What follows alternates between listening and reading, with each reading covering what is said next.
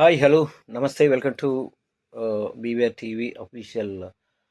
మిత్రులారా, వార్షిక బడ్జెట్ ప్రవేశపెట్టిన కేంద్రం మనకు తెలుసు.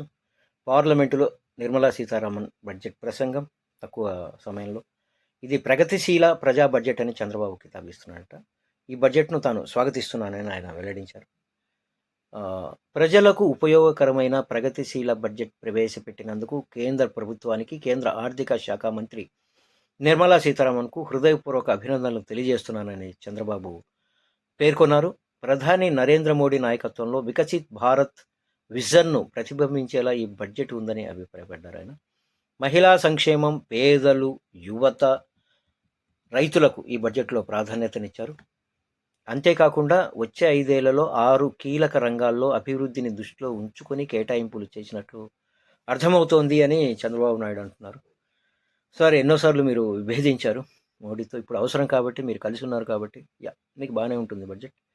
సో విద్యా వైద్య రంగానికి ఏం లేదు.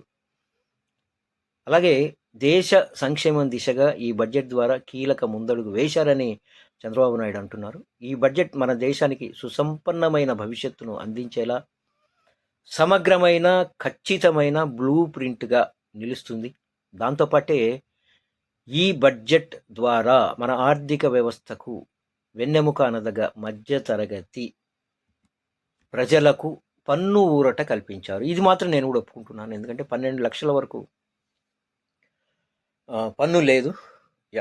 అది ఎందుకంటే కొంత వేతన జీవులకి, మధ్యతరగతి, చిన్న చిరు వ్యాపారాలు చేసుకునే వాళ్ళకి కాస్త వెసులుబాటు అయితే ఉంది. సో ఈ బడ్జెట్ నేను స్వాగతిస్తున్నాను అంటూ చంద్రబాబు ట్వీట్ చేశారట. గుడ్, కొన్ని బాగానే ఉన్నాయి. ఇప్పటికీ ఎప్పుడు మళ్ళీ చెప్తున్నాను నేను, నా అభిప్రాయం అయితే విద్యా వైద్యానికి మరికొంత కేటాయించాల్సింది. సో అదొక్కటే పొరపాటు జరిగింది ఇక్కడ. చూద్దాం.